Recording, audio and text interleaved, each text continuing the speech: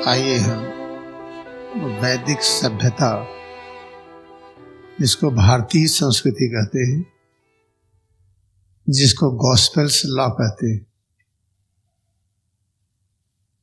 फिर से उसको सुने, समझे और पूरी भक्ति के साथ, एकाग्रता के साथ हम उस पर आगे बढ़े। भारतीय संस्कृति क्या कहती है, वैदिक सभ्यता क्या कहती है, इसको ये भी कहते हैं principle of Christ consciousness. Christ का मतलब ये मत समझिए कि ये क्रिश्चियन से संबंधित है, ऐसा नहीं है, ये ट्रांसलेशन है। भगवान का अर्थ क्राइस्ट, जैसे जीसस क्राइस्ट।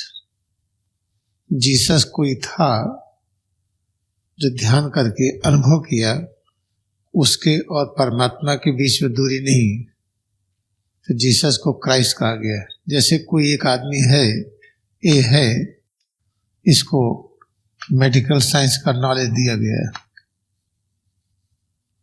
इसको क्या कहा जाएगा? Doctor A. ऐसे ही जीसस है, जीसस कोई थे, इन्होंने भगवान की अनुभूति कर लिया। क्या कर लिया? कि जीसस और भगवान के बीच में दूरी नहीं है, ये अनुभव किया। अभी क्या है? दूरी है, इधर भगवान इधर जीसस, दूरी घट गई, ये जीरो हो गया, तो यही जीसस क्राइस्ट कहे गए।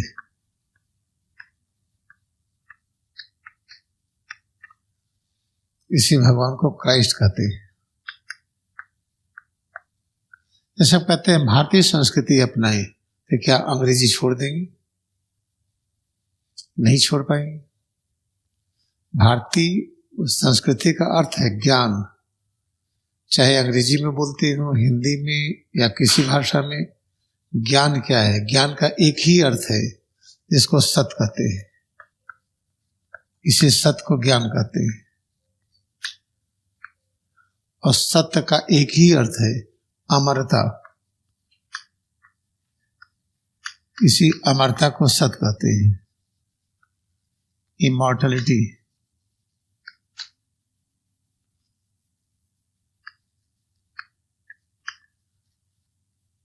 सत्संग क्या है? हम सत्य से जुड़े। कैसे जुड़ेंगे? क्या हम जुड़े नहीं हैं? अगर हम अभी तक जुड़े नहीं हैं तो आगे जुड़ नहीं पाएंगे हम। इसका अर्थ है कि हम सत्य से जुड़े रहे, ये पता नहीं है। तो सिर से पैर की उंगली तक ये जो स्वरूप है, ये सत्य तत्व का साकार रूप है। इसका संग करना, हम इससे जुड़े हैं, इसी को सत्संग कहते हैं। जब सत्संग करते हैं तब सदगुरु से मुलाकात होती है। अगर हम चाहते हैं कि लहरीबार से महतार बाबा जी, तीसरा गिरी, परमहंस योगानंद, या और पहले आइए जीसस क्राइस्ट, बुद्धा, ये कोई भी है, हमारे इनका साथ होगा नहीं। उनका साथ होने के लिए अनिवार्य अनुशासन है ये, कि सिर से पैर की उंगली तक जो अनुभव करते हैं, ये सत्य तत्व है, ये अमर तत्व है। और जिस अमरता का अनुभूति में हर क्षण बने रहेंगे, तब आप सबसे पहले उनसे जुड़ेंगे जिनसे हम प्रकट हुए हैं, माता पिता। फिर उसके बाद उनसे जुड़ेंगे जिनसे जुड़ने पर हमें उस मार्ग पर चलना है, जिस मार्ग पर चल करके माता पिता की सेवा कर सकें, सारे मानव की, जीव जंतु, पेड़ पौधे। तब वहां आ जाते हैं ये रियलाइज मास्टर्स। तो जब जैसे आप कहते हैं, अभी तो हम ही आपको क्रिया योग दे रहे हैं। अगर परमहंस योगानंद बोलते हैं, अभी हमारे माध्यम से ही आपसे बात कर रहे हैं। लाड़ी माँ से, तेजस्वगिरी, महातार बाबा जी, या कोई भी हो, शिक्षा तो हम ही आपको दे रहे हैं। तो हमसे कैसे जुड़ पाएंगे? कठिन है जुड़ना। रोज आपको टेंशन होगा, हम कोई बात कहेंगे तो आपको लगेगा कि हम बिगड़ गए हैं, धड़कन बढ़ गई है, डर लग रही है, इस तरह से लगेगा। तो हमसे भी जुड़ने के लिए ये आवश्यक है, नहीं तो हम जो बताते समझ में नहीं आएगा। इसके लिए भी जरूरी है कि हम सत्संग करें।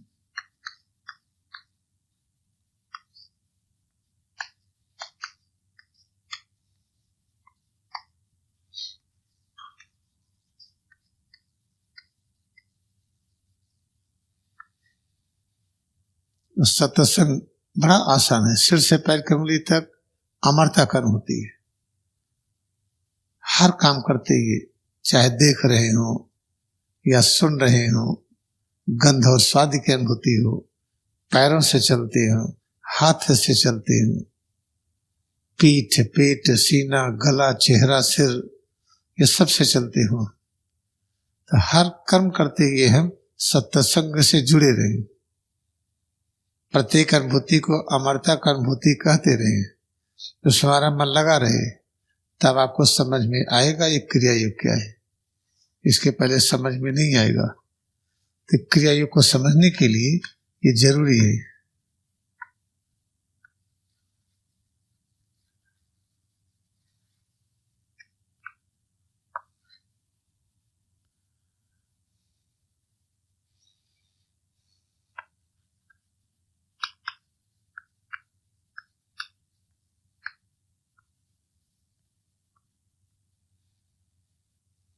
इसलिए जरूरी है कि जब क्रिया योग को आप समझेंगे तो होगा क्या, पृथ्वी के प्रत्येक राष्ट्र में सुख और शांति आएगी। और अपने परिवार में जितने लोग हैं, परिवार जिस गांव में, जिस समाज में, जिस राष्ट्र में परिवार रहता है और राष्ट्र सुखी होगा। फिर यह सुख की बयार हर जगह बहेगी। इसलिए सत्संग जरूरी है। अगर सिर से पैर की उंगली तक इसकी अनुभूति करते हुए सभी प्रकार का कर्म करिए। ऐसे आदत डालिए। आदत डालते डालते एक दिन आप देखेंगे कि आदत पड़ गई।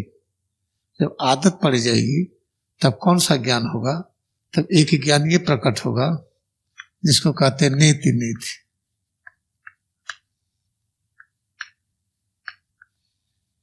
नेति नेति को अंग्रेजी में कहते हैं मोर एंड मोर।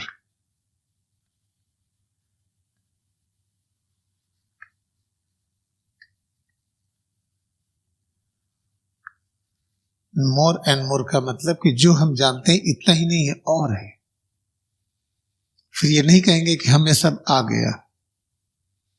आप योगी कथामृत का पढ़िए, जब परमहंस योगानंद बार बार ये सोचते हैं, हम हैं तो गुरुदेव के पास बहुत अच्छे हैं, लेकिन यहाँ काम बहुत है। बर्तन धोना, झाड़ू लगाना, ये काम वो काम। जब काम करते हैं तो गुरु जी कहते ध्यान नहीं करते हो, जब ध्यान करते हैं तो कहते काम नहीं कर रहे हो। बड़ी झंझट है। चलो चलते हिमालय के एकदम शांति प्रदेश में अखंड ध्यान लगाते हैं। तो मन में आता है कि बचपन से कई बार हम गए, असफल हो गए। चलो इस बार हम पूछ ले, जो वृद्ध संत हैं उनके बारे में सुना हूं कि लहरी महाशय के शिष्य हैं और अभी हैं वो। तो उनसे गए पूछने के लिए, तो उन्होंने कहा दिया कहीं मिलने वाला नहीं, स्वामी तेश्वरगिरी के पास ही वहीं ज्ञान मिलेगा। फिर लौट के आए। जिस तरह से आपको क्रिया की कक्षा में चीजें समझ में आए, ये आवश्यक है कि पैर की उंगली के नाखून से लेकर सिर तक अपनी उपस्थिति अनुभव करते रहिए। और उपस्थिति को ये कहिए कि आपका सत्य से संग है, ये अमरता का अनुभूति है। बस इतना ही तो करना है। और पता चला कि ये भी करना, काम भी करना है, तो कैसे हम एडजस्ट करें। तो जो हमारी मन की एकाग्रता है, जो कुछ भी है, उसका 75% अपने में एकाग्र हुई, 25% बाहर। जो भी मन की एकाग्रता की शक्ति है 25% उस वस्तु पर लगाएं, उस काम में लगाएं जिस काम को कर रहे हैं, और 75% हम अपने में लगाएं। कोई कितना भी कंप्लेन करे, करने दीजिए। कुछ भी कहेंगे तब भी लोग आलोचना करेंगे, आपकी क्रिटिसिज्म करेंगे। बहुत अच्छा करिए तब भी कहेंगे आप ठीक नहीं है, न ठीक करिए तब भी कहेंगे ठीक नहीं है। कोई न कोई प्रशंसा करेगा, कोई न कोई निंदा करेगा। प्रशंसा करने वाली भी थोड़ी देर करेंगे, बाकी नहीं। इस तरह से याद रखिए कि सत्संग बहुत आवश्यक है। ये जब शुरू कर देते हैं तब कहा गया कब क्रिया युग में प्रवेश किए। अभी बार बार प्रवेश करने का प्रयास कर रहे हैं। जैसे इस कमरे में बैठिए, ठीक है, आ रहे हैं, दरवाजे से अंदर गए, फिर बाहर निकल गए। लेकिन आइए यहीं बैठिए, ठीक है, आ रहे हैं, हम बैठे, फिर निकल गए बाहर। इसको ये नहीं कहते कि प्रवेश किए। प्रवेश करने का अर्थ है कि आप आइए और बैठ जाइए और बैठे रहिए, जब तक क्लास खत्म ना हो बाहर ना जाइए।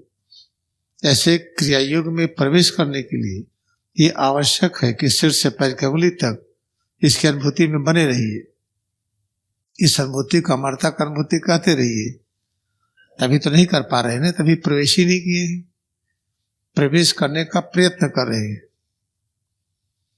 जब प्रवेश कर ले जाएंगे तो कहा जाएगा आप प्रवेशिका में हैं। आप नहीं जो प्राइमरी क्लास में किताबें पढ़ते हैं, क ख ग ABC, तो उस पुस्तक का नाम होता है प्रवेशिका। वे प्रारंभ का है। इस तरह आप जानते रहिए, जिस दिन प्रवेश कर लेंगे उस दिन हमारी बातें समझ में आने लगेंगी।